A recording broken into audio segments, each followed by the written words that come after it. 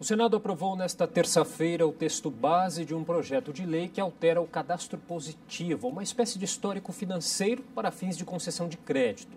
Pela proposta, dados de consumidores serão incluídos de forma automática no sistema. Mas muitas entidades se posicionaram contra essa medida. E para falar um pouquinho sobre o assunto, eu recebo agora o advogado do IDEC, o Instituto Brasileiro de Defesa do Consumidor, o Rafael Zanato. Olá, Rafael, tudo bem? Olá, prazer, obrigado. Obrigado você pela presença. Bom, que dados são esses, então, dos consumidores que poderão ser incluídos aí nesse cadastro? Essa mudança é importante porque ela, primeiro, coloca todo mundo automaticamente nesse cadastro sobre informações de crédito.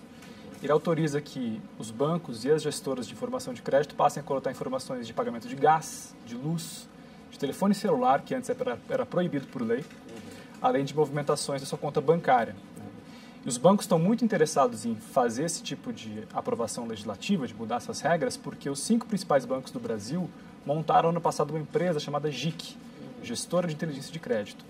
Então, para legalizar o modelo de negócio deles, para que eles possam operar sem nenhum risco jurídico, eles estão forçando essa mudança na lei, para que eles possam, inclusive, usar informações da sua conta bancária para criar essas notas e avaliações de risco sobre você. Então, é um cálculo de risco para verificar se você tem uma boa capacidade de pagamento. É uma informação que depois é vendida para o varejo, para o comércio e para outros lojistas que querem saber se você é um consumidor com potencial de não pagamento ou de pagamento. Então, para a gente entender melhor, além dos bancos, aí, quem mais vai poder fornecer esses dados dos clientes? Eles vão sair de 2 grandes grupos. Informações relacionadas a bancos e movimentações financeiras, isso é permitido de acordo com esse texto que foi aprovado, e informações de serviços essenciais. Serviços essenciais podem ser entendidos como pagamento de água, de luz, de telefone fixo, o que a legislação considera como essencial, como você paga essas contas, o seu hábito de pagamento, isso é automaticamente incluído nesse banco de dados. Agora tem uma questão que é importante, que é, por exemplo, na telefonia móvel, sua conta do pós-pago. Muita gente não paga essa conta porque ela é abusiva, vem com cobranças a mais, coisas que você quer contestar. Então, o consumidor geralmente não paga justamente para ligar para o operador e dizer, olha, está errado, eu quero que vocês mandem uma nova conta e eu só vou pagar se estiver correto. Com essa mudança, o consumidor tem um incentivo a não fazer isso, porque ele sabe que se ele deixar de pagar a conta do celular, ele vai ter uma nota menor no score dele. Então, quer dizer, uma pontuação que pode ser considerada negativa sobre ele. Então, a gente considera muito ruim essa inclusão automática de todos esses dados, inclusive de telefonia celular.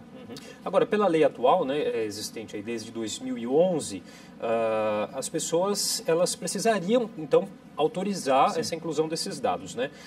Segundo o relator aí desse projeto, o senador Armando Monteiro, do PTB de Pernambuco, a necessidade dessa autorização aí que explicaria, em parte, aí, uma baixa adesão, né? Hoje são 5 milhões de cadastros esse cadastro positivo, né? Você concorda com essa informação? Em parte, porque o cadastro positivo ele é um contrato, você tem que aceitar. Então você concorda em passar uma série de informações suas, sabendo que vai ser montado um banco de dados sobre você, sobre sua capacidade de pagamento, e você potencialmente tem benefícios. Você pode ter um crédito a juros mais baixo, você pode conseguir parcelar por mais vezes numa loja, enfim. Existe uma possibilidade de que você vai ter alguns benefícios. Só que isso é um contrato, você assina e concorda. O que eles querem hoje é romper com esse contrato. Então, a inclusão automática. Você depois vai se manifestar se você quer ou não ficar. Os bancos e a Serasa e a Boa Vista, quem opera com esse tipo de mercado, a nossa interpretação é que eles falharam em mostrar os benefícios para as pessoas.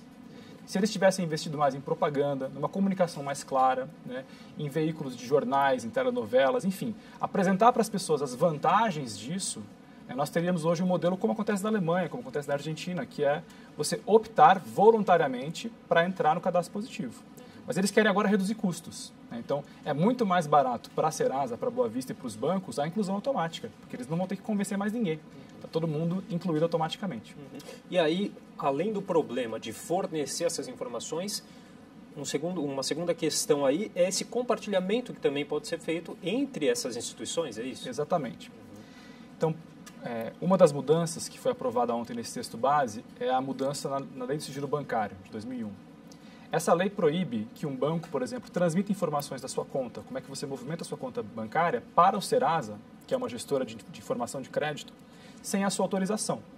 Isso é quebra de sigilo bancário. Inclusive, há 2 semanas, o Superior Tribunal de Justiça julgou um caso dizendo que se o banco faz isso, é abusivo. é contrário ao CDC. Os bancos querem justamente mudar essa regra. Então, esse texto que foi aprovado, ele modifica a lei de sigilo bancário e diz que se o banco transmitir sem informar para o consumidor ou sem autorizar, é lícito, é legal, pode. Então, a grande pergunta que nós fazemos é, bom, isso é bom para quem? Isso é bom para os bancos, porque, evidentemente, eles vão conseguir transferir essas informações para a própria empresa que eles montaram, que é o GIC, e isso não vai ser considerado quebra de sigilo bancário. Ao mesmo tempo, isso vai na contramão do que se discute no mundo inteiro, que é a proteção de dados pessoais. Um dos princípios da proteção de dados pessoais é, se alguém coleta o meu dado e quer transmitir para outro fim que eu não sabia, primeiro, eu tenho que ser informado para que é essa mudança, e segundo, eu tenho que concordar expressamente. Parece que por esse texto aí aprovado, os consumidores não precisariam autorizar essa inclusão, mas seriam informados, enfim. Seriam informados posteriormente. Posteriormente, o que não muda aí muito. E aí você pode ter uma série de problemas também de como é que você informa, né, posteriormente. Até porque o incentivo que essas empresas vão ter para informar claramente depois vai ser muito menor, né, porque na verdade eles vão estar só informando de qualquer jeito para a pessoa, caso ela se discorde, ela vá lá e peça para sair do cadastro, né? Então, os custos seriam maiores e as empresas teriam mais cautela se elas fossem obrigadas a obter o consentimento antes, ou seja, explicar as vantagens antes de coletar o dado e formar essa base. Bom, segundo aí alguns dados mencionados por alguns parlamentares durante a discussão aí da proposta, dados esses divulgados aí pelo Banco Mundial, eles destacaram que o cadastro positivo ele pode reduzir em até 50% a inadimplência do Brasil. E esse fator pode resultar em uma queda até de 4% nos juros praticados pelos bancos. Então, esse foi um estudo do Banco Mundial que foi inclusive apresentado pela ANBC. A ANBC é a Associação Nacional dos Birôs de Crédito. Ela é a entidade sindical que reúne Serasa e Boa Vista. Então, evidentemente, a ANBC apresentou esse dado porque beneficia as empresas. O que a gente pediu é, ok, queremos então fazer uma audiência pública para discutir esse estudo e debater entre bancos, birôs e entidades de defesa do consumidor. Tanto é que 44 entidades assinaram uma carta pedindo para que existisse uma audiência pública e fosse distribuído para a Comissão de Defesa do Consumidor, e o Senado ignorou completamente esse pedido. Então, é um assunto extremamente importante para o consumidor, né? Trata de direitos básicos do consumidor, e ele tramitou em 3 meses no Senado e foi aprovado em somente uma comissão. Então, a nossa crítica é, nós queremos discutir os dados do Banco Mundial, os dados apresentados pelas empresas, só que o Senado não está dando oportunidade para a gente fazer isso. Uma outra mudança aí, considerada importante pelo relator do projeto, é uma modificação na lei do sigilo bancário. Rafael, o que é essa lei do sigilo bancário? Isso, é aquela regra de 2001 que eu expliquei. Se o banco tem as suas informações sobre como você movimenta uma conta corrente ou uma poupança, ele não pode transmitir essas informações para um terceiro, para uma empresa especializada em risco, ou em gestão de risco, que vai formar a sua nota, o seu score. O STJ também decidiu isso há 2 semanas. Ele disse, olha, para o banco transmitir essa informação, ele tem que informar e tem que obter um consentimento expresso. A pessoa tem que saber do que se trata e concordar. Os bancos, evidentemente, querem acabar com isso, porque como eles montaram a sua própria empresa de gestão de risco e de score de crédito, que é o GIC, eles querem ter a possibilidade de transmitir todas as bases de dados que eles já possuem, do Itaú, do Bradesco, do Banco do Brasil, e passar automaticamente para essa empresa terceira, né? Então, de acordo com as regras, hoje, não pode, né? O que o Senado está dizendo é que pode, que eles querem mudar para permitir isso. E isso tem um beneficiário claro, que é um conjunto de empresas. Agora, do jeito que estão propondo aí, ficaria mais ou menos igual o cadastro negativo?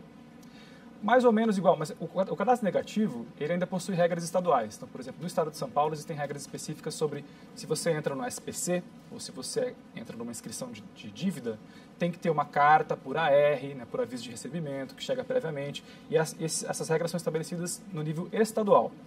Essas mudanças do cadastro positivo valem para o Brasil inteiro. Então, são leis, é uma lei federal que está sendo modificada, né, e que cria essas várias mudanças sobre não ter mais consentimento. Uma segunda mudança importante, que também é super drástica, se você tem uma empresa que faz a gestão dessa base de dados, o Serasa, por exemplo. O Serasa subcontrata uma empresa em Singapura para fazer o tratamento dessas informações, e essa empresa em Singapura sofre um ataque hacker. Um ataque hacker, esses dados vazam. Então, esses dados vazam e você depois é prejudicado. De acordo com as regras atuais, o seu direito é processar a Serasa, a empresa que coletou primeiramente esse dado e faz a gestão. De acordo com essas mudanças que eles estão propondo, a responsabilidade não é mais solidária, ela é somente objetiva.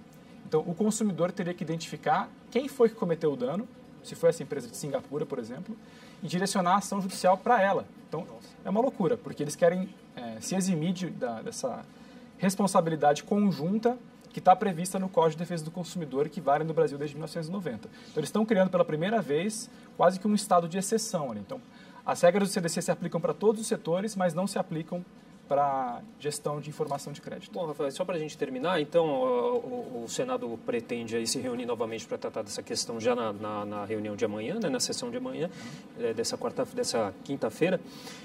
O que o IDEC pretende fazer, quais atitudes pretende tomar perante esse cenário que a gente está... É bom destacar que, sim, desde dezembro do ano passado, o Ministério Público Federal já tinha se posicionado contra esse projeto. Então, o IDEC não está sozinho nessa crítica a essas mudanças, né? Fundação Procon São Paulo também, Procon Carioca, Associação do Ministério Público Federal. Tem 44 entidades que estão dizendo, olha, precisamos discutir mais esse projeto, entender como que isso impacta o consumidor e fazer uma discussão democrática se queremos isso ou não. Porque da forma como eles estão tratorando essa aprovação em 3 meses, né, com pressão forte do Ministério da Fazenda, do Banco Central, dos principais bancos, da Serasa, isso não está correto. Então, o que a gente espera agora é a produção de um texto técnico mostrando, né, os problemas desse texto para fazer uma discussão na Câmara dos Deputados, porque, infelizmente, no Senado já passou. Então, nossa chance de disputa agora é na Câmara dos Deputados. Tá certo, Rafael. Muito obrigado pela participação. Agradeço.